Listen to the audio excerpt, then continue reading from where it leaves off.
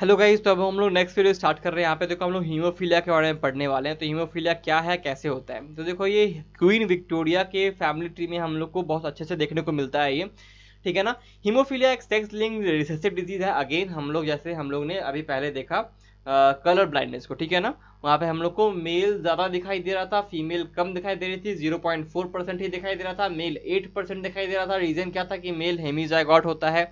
ये चीज़ यहाँ भी आएगी। बात सिंपल सिंपल सी है कि बिकॉज ये भी रिसेसिव कैरेक्टर है, इसीलिए यहाँ पे भी वही चीज़ होगा। तो मेल ज़्यादा आपको हीमोफीलिक देखने को मिलेंगे, और जो फीमेल्स होंगी वो शायद ही देखने को मिलेंगी, बिकॉज बचपन में ही ज़्यादातर फीमेल्स का हीमोफीलिया डिजीज से जो ग्रसित रहती है उनकी डेथ हो जाती है।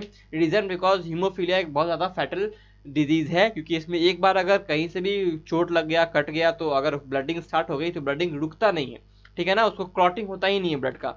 तो ये डेंजरस चीज़ है इस डिजीज में। इसी कारण से ऐसी फीमेल्स जिनको हीमोफीलिया होता है वो ज़्यादा दिन तक सर्वाइव नहीं कर पाती हैं, ठीक है ना। अनलेस एंड अनटिल वो कोई चोट लगा ही नहीं हो आज तक अपने लाइफ में। तो द सेक्स लिंक डिजीज है ये, which shows its transmission from uninfected carrier female to some of the male progeny. कुछ मेल प्रोजेनी में जाता है। इसको बहुत अच्छे से स्टडी किया गया है। रीजन सिंपल सी बात है, क्योंकि ये रॉयल फैमिली ऑफ ब्रिटेन में ये डिजीज हमें देखने को मिला था, इसलिए इसको बहुत अच्छे से स्टडी किया गया है।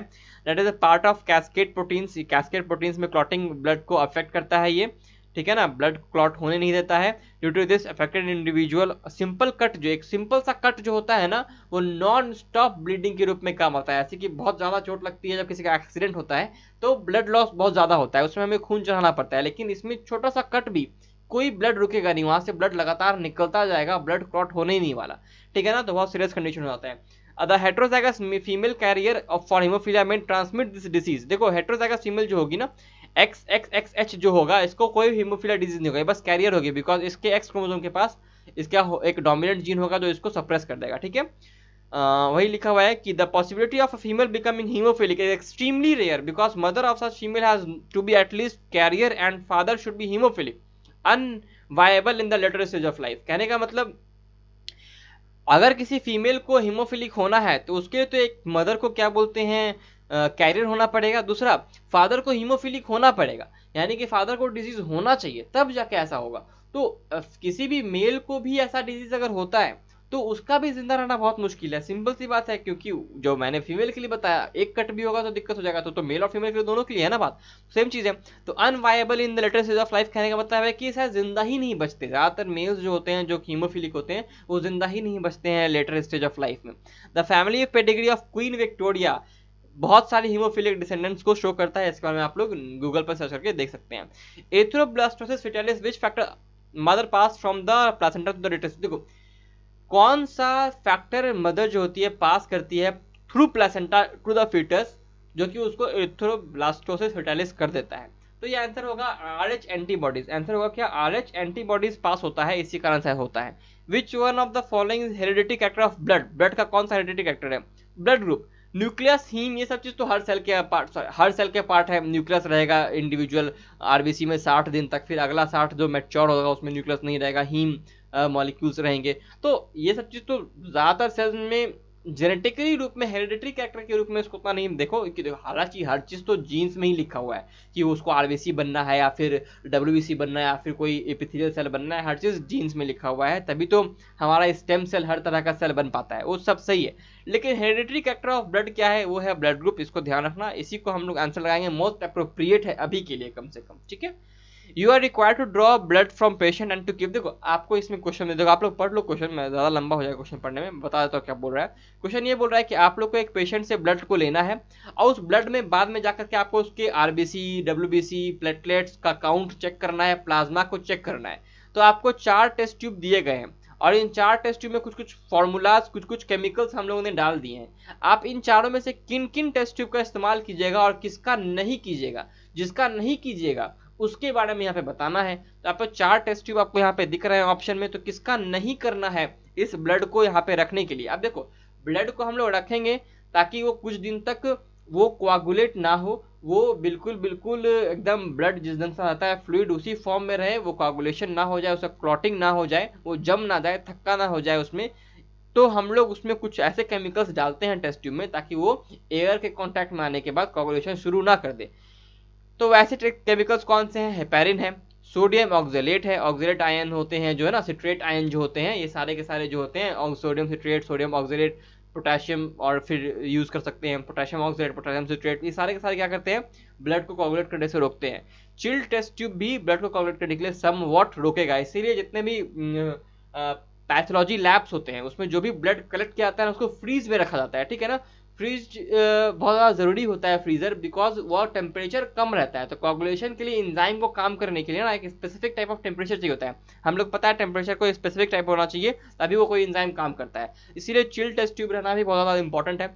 आंसर होगा सी इसका, इसमें नहीं रखेंगे बिकॉज यहाँ पे कैल्शियम है। कैल्शियम बहुत ज़्यादा इंपॉर्टेंट आयन है फॉर कोगुलेशन। कोगुलेशन करने के लिए कैल्शियम में का इस्तेमाल हर जो कैस्केड मैकेनिज्म होता है उसके हर स्टेप में होता है। A man with blood group B marriage a woman with blood group A, their first child having blood group B, what will the gender of child? बहुत इजी क्वेश्चन है। एक man है, इसका ब्लड ग्रुप बी है, ठीक है ना।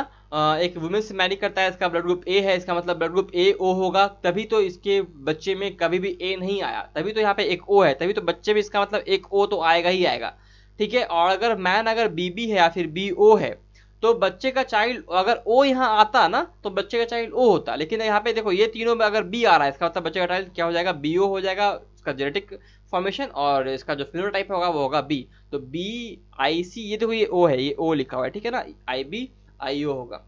Marriage between person having A B blood group would produce, एक मैरिज है जिसमें दो पर्सन है ए बी वाले, इनको अगर हम लोग ने मैरी किया तो इसमें कौन कौन से ब्लड ग्रुप आपको देखने को मिलेंगे वो बताना है। तो ए से ए मिलेगा, बी से बी मिलेगा, और ए बी से ए बी मिल जाएगा। तो A B and A B blood group हमें देखने को यहाँ पे मिल जाएगा। Among the following factors which one has not, अच्छा देखो मेंडल ने क्या एक्सपेरिमेंट में स्टडी नहीं किया, बहुत इजी क्वेश्चन, 217 क्वेश्चन अच्छा से आ जाएगा। ट्राइकोम्स ग्लैंडुलर होते हैं या नहीं होते हैं, ये उन्होंने स्टडी नहीं किया था, ठीक है। नेक्स्ट क्वेश्चन देख रहे हैं, a person affected with disease having chromosome complement XXX, देखो एक पर्सन है जिसके पास XXX यानी ट्रिपल X क्रोमोसोम्स है, ठीक है ना। हालांकि दो ही होना चाहिए था, या फिर एक X एक Y होना चाहिए था नॉर्मल होने के लिए, फीमेल या फिर मेल होने के लिए, लेकिन इसके बाद ट्रिपल X है तो इसको कहते हैं हम लोग सुपर फीमेल कहते हैं, ध्यान रखिएगा ये सुपर फीमेल है। ओके नेक्स्ट क्वेश्चन देख रहे हैं, with respect to phenylketonuria identify which statement is not correct. देखो फिनाइलकेटोन्यूरिया के बारे में यहाँ पे कौन सा स्टेटमेंट करेक्ट नहीं दिया हुआ है, ठीक है।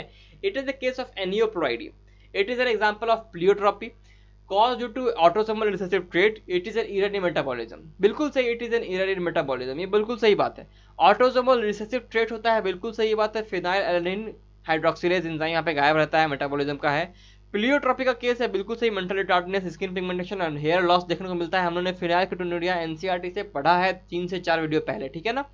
It is the case of aneuploidy, नहीं it is not a case of aneuploidy, यहाँ पे क्रोमोसोम के नंबर में घटना बढ़ना कुछ नहीं हो रहा। Mating between two individuals difference in genotype produce genetic variation is called, देखो ऐसा मेटिंग जिसमें दो इंडिविजुअल्स हैं जिसमें जीनोटाइप जो होता है अलग है, डिफरिंग, उनका जीनोटाइप ही अलग है, तो वैसे जेनेटिक वेरिएशन को क्या कहते हैं? तो हाइब्रिडाइजेशन कहते हैं।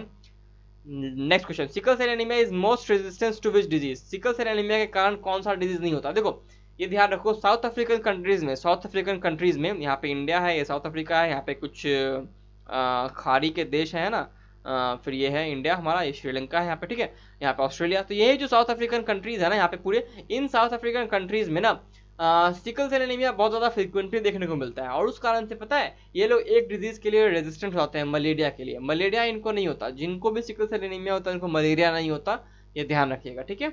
नेक्स्ट क्वेश्चन, अब तो नेक्स्ट क्वेश्चन तो नेक्स्ट लेक्चर में आ जाएंगे हम लोग। तो ये वीडियो हम लोगों ने खत्म किया, ये 1170 क्वेश्चन होगा, ठीक है ना। आई थिंक सो, अगर ये सही है तो ठीक है, नहीं है तो आप लोग समझ जाइएगा कितना क्वेश्चन है, टाइटल में लिखा ही होगा। तब तक के लिए till then study smart work hard and stay healthy guys.